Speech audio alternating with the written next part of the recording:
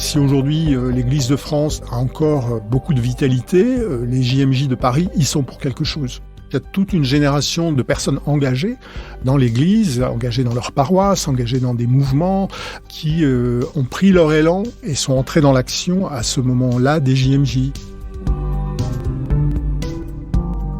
À l'occasion des Journées mondiales de la jeunesse, en août 2023 à Lisbonne, La Croix revient sur 6 éditions emblématiques des JMJ à travers le récit des envoyés spéciaux et les témoignages de participants. Que disent de leur époque ces grands rassemblements de la jeunesse catholique ? Que nous apprennent-ils sur l'évolution du christianisme et de la société ? Dans cet épisode, retour sur les JMJ de 1997 à Paris, qui marquent un regain de dynamisme chez les jeunes catholiques français et la confirmation d'une relation apaisée entre l'Église et l'État.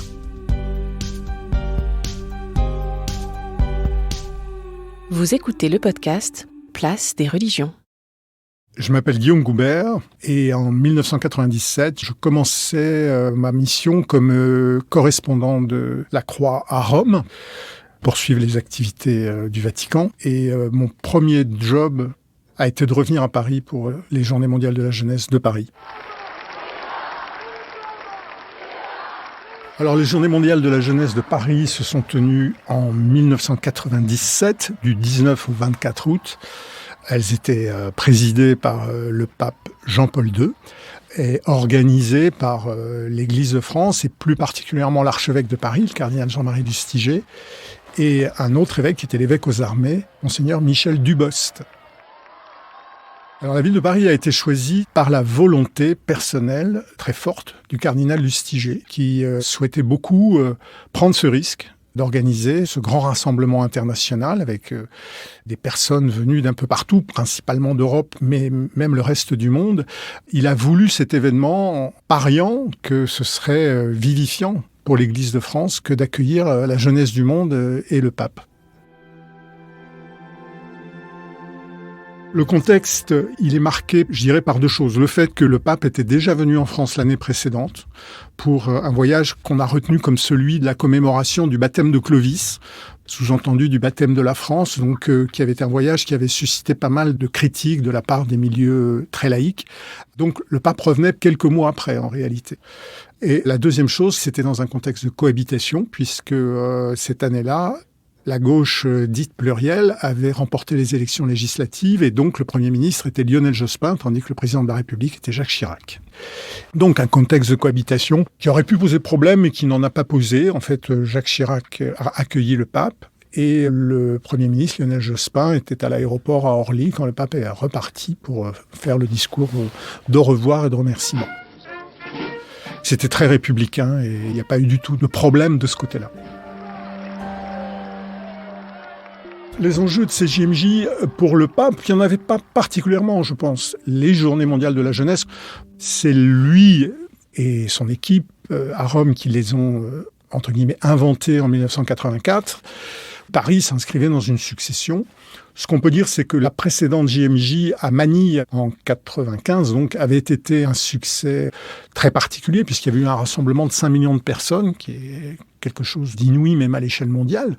Paris, on savait que ce serait évidemment pas la même échelle. Et justement, c'était la grande angoisse de pas mal de monde dans les responsables de l'Église de France, c'était de se dire, pourvu que ce soit pas un bide, pourvu que les JMJ de Paris ne soient pas un échec, parce qu'on aurait l'air ridicule. Effectivement, le cardinal Lustiger, lui, voulait prendre ce risque et ses camarades évêques qui n'étaient pas tous très chauds parce qu'ils avaient un petit peu la trouille que ça ne marche pas.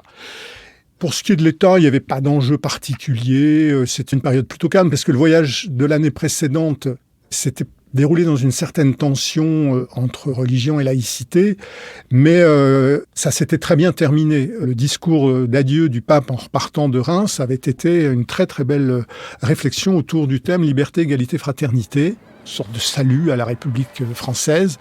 Donc ça s'était bien terminé, on était resté sur cette note cordiale et amicale. Paris était très calme. Et il faisait très beau, très chaud. La chaleur a un petit peu marqué les esprits, notamment par rapport au pape, parce qu'il a mauvaise santé quand même à l'époque déjà, et il a beaucoup souffert de la chaleur. Et la ville donc s'est remplie de jeunes venus de partout, Et ça a été une très très grande surprise pour les Parisiens qui n'avaient pas du tout envisagé une chose pareille. Et des jeunes qui étaient de bonne humeur, gentils, polis, très respectueux des forces de l'ordre. Très vite, il y a eu une espèce de stupéfaction, je dirais, y compris de la part d'observateurs plutôt hostiles. Et du coup, ça a vraiment marqué les esprits médiatiquement. Voilà, de se dire tout ça est vraiment très sympathique.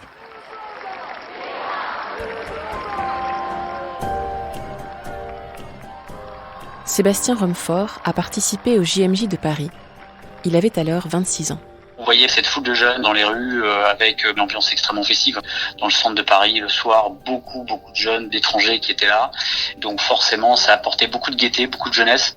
Je me souviens d'avoir entendu plusieurs fois même des Parisiens dire c'est incroyable comme la vie est transformée. Donc on sentait forcément beaucoup d'émotions, beaucoup de joie, beaucoup de festivité autour de cet événement. Il y a eu un moment délicat, le seul. Guillaume Goubert.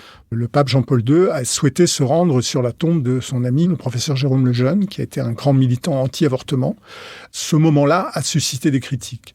Mais je dirais qu'il a été très très bien géré parce que le Vatican a présenté ça vraiment comme un moment privé, ce qui était vrai d'ailleurs, où le pape voulait se recueillir sur la tombe d'un ami cher. Et il n'y a eu aucune déclaration à ce moment-là. Donc, c'est pas parti dans les tours. Soit dit en passant, à l'époque, il n'y avait pas de réseaux sociaux, il n'y avait pas Internet, ou à peine. La rapidité de démarrage des polémiques n'était pas du tout la même qu'aujourd'hui. Sinon, il y a eu plusieurs moments mémorables. La béatification de Frédéric Ozanam, le fondateur des conférences de Saint-Vincent-de-Paul, et une grande figure de la pensée sociale chrétienne, catholique.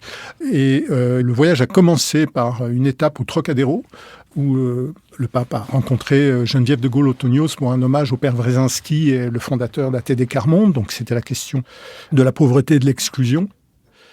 Et dernier moment que je voudrais signaler, c'est lors de la veillée de Longchamp, le samedi soir, un très très très vaste espace.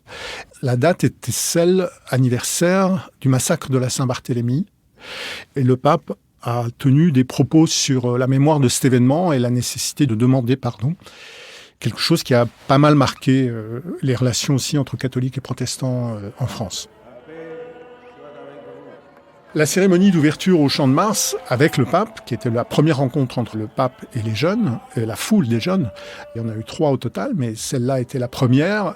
Le podium était devant l'école militaire à Paris, et au fond, il y avait la tour Eiffel. D'ailleurs, le pape, à un moment, a eu une phrase typique de lui. Il a dit « Maintenant, je comprends pourquoi l'ingénieur Eiffel a fait bâtir cette tour au bout du Champ de Mars. C'était pour servir de décor au rassemblement de la jeunesse du monde. » Donc, c'était un moment marquant parce que c'est ce qu'on appelle l'appel des nations. Donc, le pape salue toutes les nations les unes après les autres. Il a commencé par l'Algérie.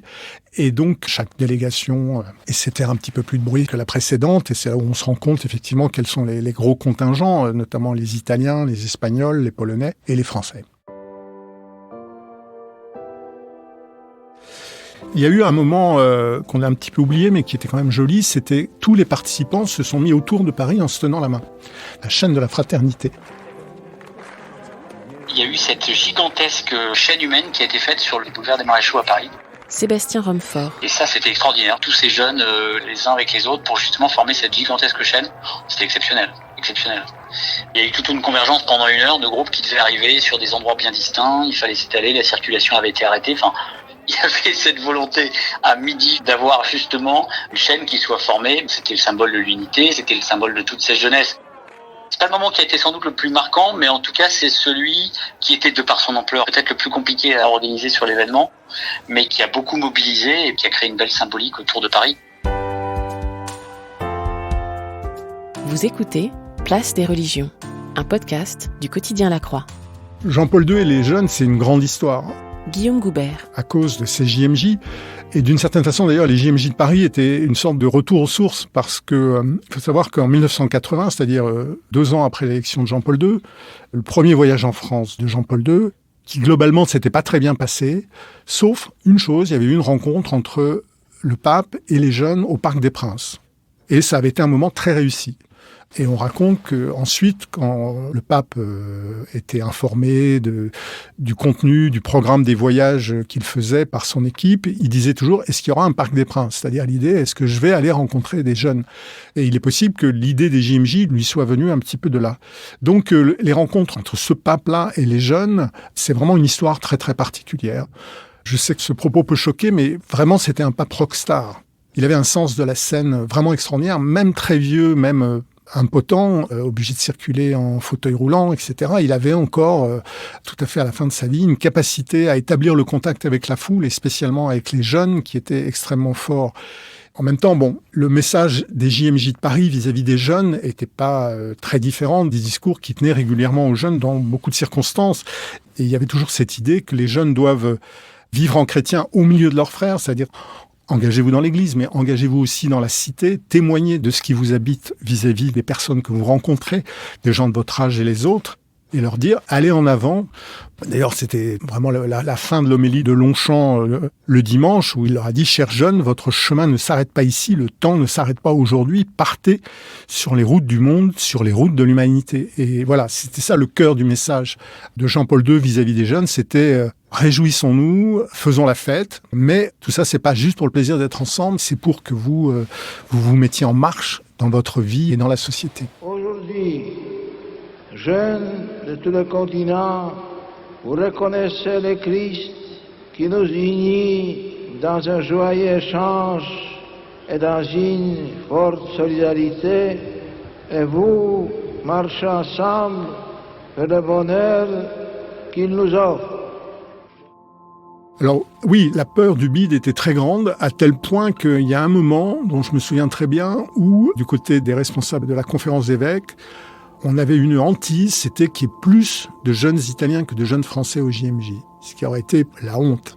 Et c'est pas du tout ce qui s'est passé. À la surprise générale, il y a eu énormément de jeunes Français, et puis il y a eu un espèce d'effet boule de neige, parce que comme ça a bien démarré, le dimanche à Longchamp, pour la messe finale, il y avait plus d'1 million de personnes. En fait, la logistique a été légèrement dépassée, il faut bien le dire. Il y avait beaucoup plus de monde qu'on en attendait. Donc voilà, ça a été, passez-moi l'expression, une divine surprise. J'ai souvenir de rien concernant des difficultés en termes de relations Église-État autour de cet événement. Il y a eu des mots très aimables, extrêmement respectueux pour Jean-Paul II, aussi bien de la part de Jacques Chirac que de Lionel Jospin. Il faut quand même avoir conscience qu'on était à un moment où Jean-Paul II apparaissait comme vraiment un des héros de l'histoire contemporaine. C'était quand même moins de 10 ans après la chute du mur de Berlin, où on sait que le pape a joué un rôle significatif dans la chute du communisme en Europe centrale et orientale. Donc Jean-Paul II, qui était un vieil homme, bénéficiait d'un respect unanime. Bien sûr, ses positions sur les questions morales, sexuelles, etc., étaient très critiquées, mais en tant que acteur de l'histoire, il était extrêmement respecté. Donc effectivement, il y a eu un article de Jack Lang dans La Croix disant « il n'y a plus de problème entre l'Église et l'État, nous ne sommes plus des adversaires, etc. » C'est pour dire à quel point tout ça s'est passé dans un climat sans nuages. Je crois qu'on peut dire qu'effectivement, pour l'Église catholique en France, il y a eu une génération JMJ, c'est-à-dire de personnes qui étaient grands adolescents, jeunes adultes, qui ont à ce moment-là, en quelque sorte, cimenté leur engagement dans l'Église. Et cette génération qui est aujourd'hui entre 40 et 50 ans, certainement a aujourd'hui une place importante dans la vie de l'Église. Alors bien sûr, les églises ne sont pas de nouveau emplies, ne rêvons pas, la foule ne va pas revenir dans les églises parce que les JMJ ont été un succès. En revanche, il y a toute une génération de personnes engagées dans l'église, engagées dans leur paroisse, engagées dans des mouvements, qui ont pris leur élan et sont entrés dans l'action à ce moment-là des JMJ. Et si aujourd'hui l'Église de France a encore beaucoup de vitalité, les JMJ de Paris y sont pour quelque chose. Ces JMJ, mais tout comme d'autres, moi j'ai eu la chance de participer à 3 JMJ à Saint-Jacques-de-Compostelle, à Paris et puis à Sesterova. Sébastien Romfort. Je crois que chacun de ces événements, pour tout chrétien, tout catholique, est forcément à un moment donné un ascenseur spirituel. On repart forcément avec une vision, déjà une proximité avec le pape, forcément des mots qui marquent sur finalement ce que le pape attend aussi de cette jeunesse, et puis de voir tous ces jeunes qui sont là, qui se rejoignent tous dans une logique de communion pour vivre un événement intense avec une recherche soit spirituelle, soit une volonté d'approfondir sa foi, forcément, ça vous marque à tout jamais.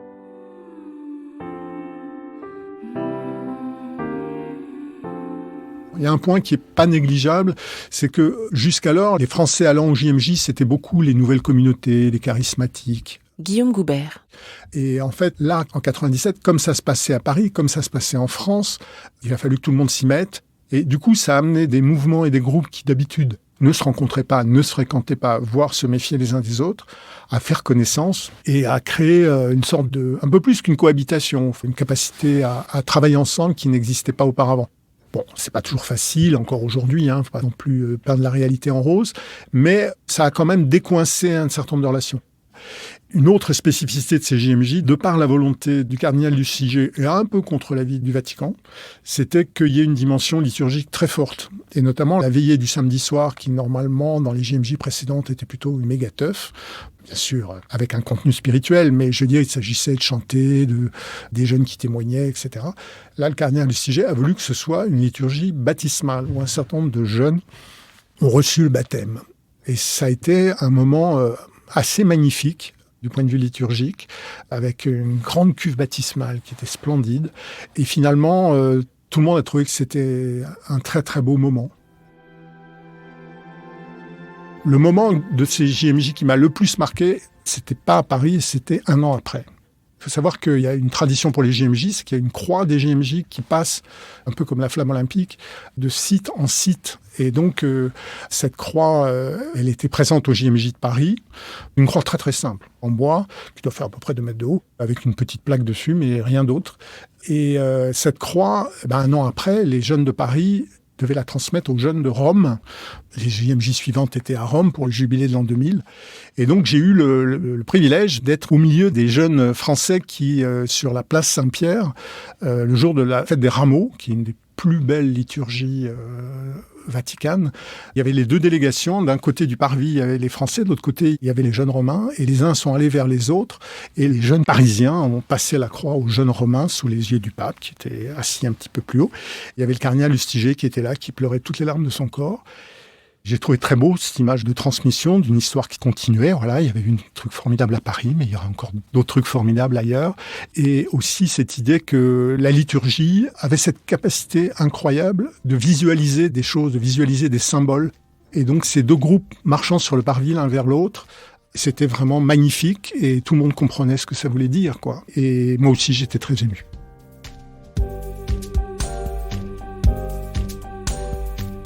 Vous venez d'écouter un épisode de Place des religions. S'il vous a intéressé, n'hésitez pas à le partager et à vous abonner à notre podcast. Place des religions est à écouter sur toutes les plateformes de podcast, sur le site et l'appli La Croix.